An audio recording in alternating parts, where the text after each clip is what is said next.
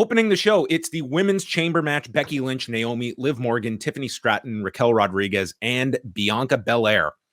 They have also, I like this shift that Corey Graves notes, that Naomi went away and traveled the wrestling globe. So we've evolved from this person disappeared into thin air for a year and now has reappeared. She has just sat in a room for a last year. She has been traveling the wrestling globe. And what exactly does the wrestling globe entail? TNA's, select cities and markets it runs in the basically US. Right. Because do we know if Trinity has worked any place other than Windsor? I think she made her way up to Windsor. The wrestling globe. Okay. Once you've been to Windsor, you might as well have been everywhere in the world. Yes. There's a massive reaction for Becky Lynch. I would say the loudest of the 6 coming out. Although in the body of the match, the crowd gravitated a lot towards Tiffany Stratton. That was the big surprise, in my opinion. I mean, nothing about this would have told you that Tiffany Stratton would have received one of the biggest single reactions. She's the lone heel of the bunch, yet this was a crowd that very much gravitated towards her for whatever reason. And Stratton, maybe let's just even focus and talk about her a little bit. What a jump in terms of exposure for her. I mean, like a month and a half ago this person wasn't even on the main roster, relatively inexperienced in her pro wrestling career, and to all of a sudden be pushed into this giant stadium show in one of the featured co-main events as the only heel with the crowd cheering for her. Tremendous pressure on somebody like her.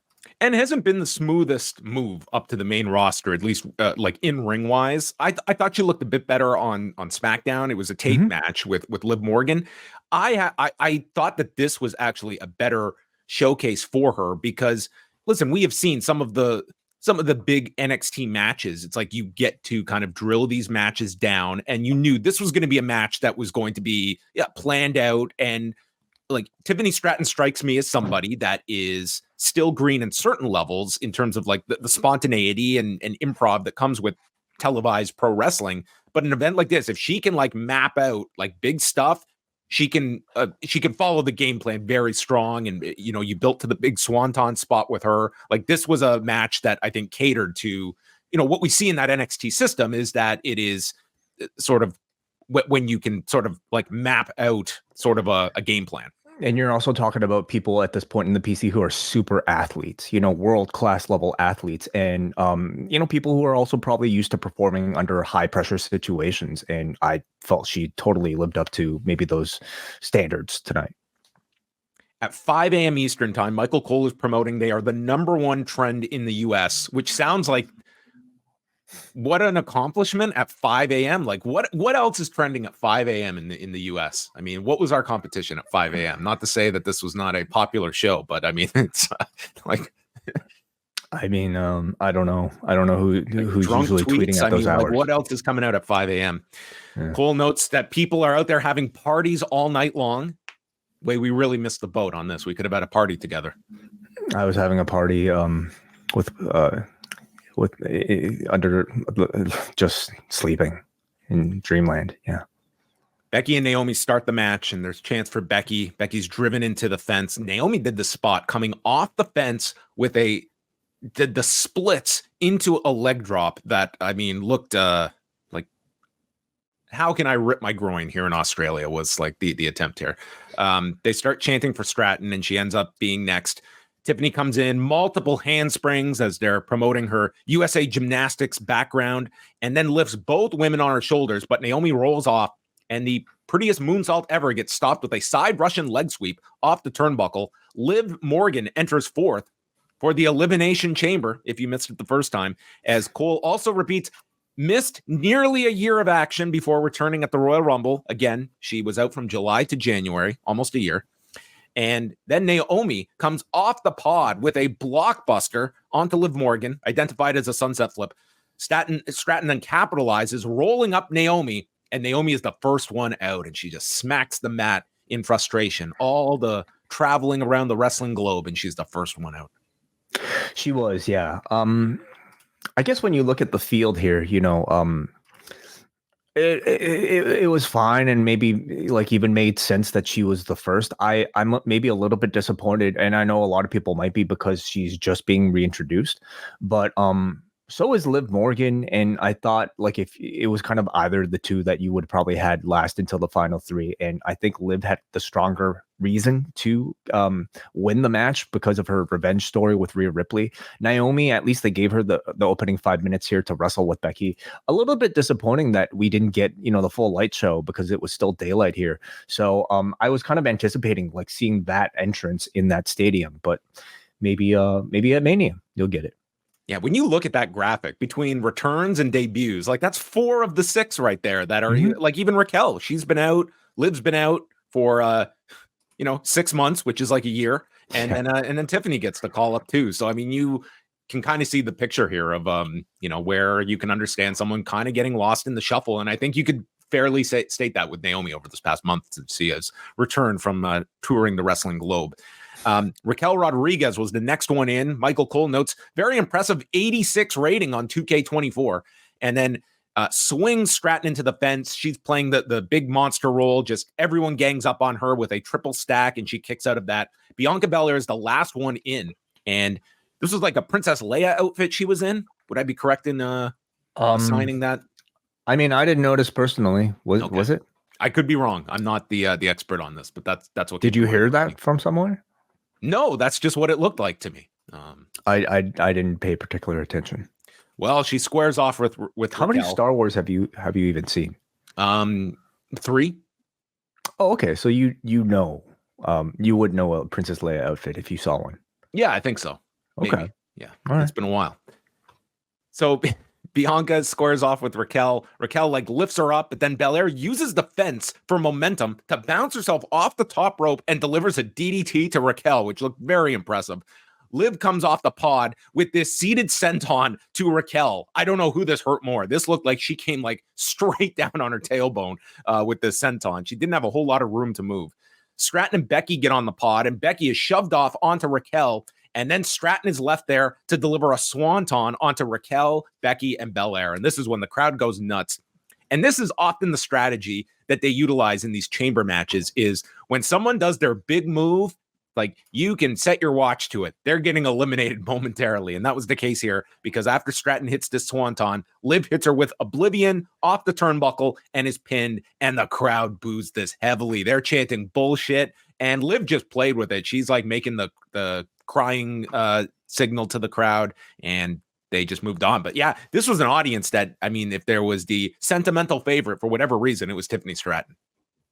It was, yeah. And maybe it calls to like, often we see either with an English crowd or a Canadian crowd, sometimes like these areas that aren't served as much with pro wrestling might invite some of the more, I don't know, bizarre world level kind of like hardcore type of fans who might, want to cheer for a heel that they just seem to really respect and be excited by rather than, whoever the show wants you to promote. And tonight it was Tiffany Stratton. But man, if you're the WWE, you have to be happy with this reaction. I mean, this is a brand new project of yours, and she, in a stadium setting, received this sort of ovation. And I thought, again, she lived up to the challenge. Again, she's the heel, the only heel in this entire bunch, and all the attention was on her. She was an integral part of several major spots, had a beautiful swanton off the top of the cell, and had an otherwise, I think, very impressive role. This was probably the first evening where you if you had any sort of inkling that she could be a future main eventer, I thought tonight kind of maybe cemented some of those feelings. If there was one takeaway I had on SmackDown, I mean, it wasn't like the most newsworthy show, but they had a segment backstage with Grayson Waller, Austin Theory, and Logan Paul. And these three together, these three should be attached at the hip. Jay just played off each other so well. They're equal assholes distributed. And I think these three as a group, and Tiffany Stratton part of this group, that's a dynamic faction. I think that those 4 would make for a compelling group, but especially those 3, it really struck me that these 3 would greatly benefit from each other. And I think Logan adds a bit of more star quality to the pack. I would love to see more some interaction between Stratton and Logan Paul. I think those two would be a lot of fun together. Whether or not they could be an ongoing faction, I mean, creatively, maybe there's something there. But for now, I think she's doing great, just existing on her own. So then Raquel thwarted off the disarmer And Liv comes in, and Liv and Becky take a double Tejana bomb, but that allows Belair to lift up Raquel with the KOD, pinning Raquel. She's gone. Belair goes for a 450 splash, but Becky gets the knees up, and a KOD gets countered by Liv Morgan. And we get into the final three here with Liv, Becky, and Belair. Manhandle slam to Belair is countered with a backflip out of the corner. Then she goes for the KOD. Becky lands on her feet. So Liv rolls up Belair from behind and catches her. Belair is just so beside herself in frustration that she got caught. And then we see an immediate manhandle slam to Liv Morgan, and Becky Lynch wins the match 32 minutes and 15 seconds. And they did quite, they made a focus of Belair afterward, that I can see her playing up this loss for some future story. But overall, like I thought it was like a pretty well booked match. Audience was very heated for it. Tiffany Stratton maybe semi surprised how much they were into her as well. But it was a well laid out match, and I think you went into this with a very strong belief that Becky was going to win this match, and kind of Liv and Bianca were sort of your afterthoughts that you had to build up at the end. It was the right final three combo to have. I think so too. Yeah. I was surprised at how engaged I was throughout the entirety of this match, given how much they've telegraphed Becky Lynch versus Rhea Ripley, like for at this point, what feels like months now. But I thought there was enough action here that was like, planned out, well executed, a lot of big dives, cool looking offense. I thought everybody was given a pretty good excuse to be eliminated here. And I thought in particular in this match, more so even than the men's match, there was a lot of like interesting use of the cage throughout. You know, it's a very tough structure to work in, but I thought the six of them like found creative ways of using it. I think Raquel actually, you can't help but like watch this match and think about whether or not Jade Cargill was actually supposed to be in this spot. And I'm sure they would have made Jade look great in a sort of like a slightly, differently booked role. But Raquel, I thought, was dependent upon so much here to be a base for the rest of the women. And I thought she did a great job, taking care of everybody. And I can't say it was a bad call at all, to put her into this match, if in fact that was a change. Liv, I actually felt like looked pretty good here as well. I thought she's been kind of lacking as a character and maybe even on the microphone, but I don't think she lacked any confidence in ring here. She looked about as good as I've seen her before. And then of course you have Bianca and Becky, your superstars.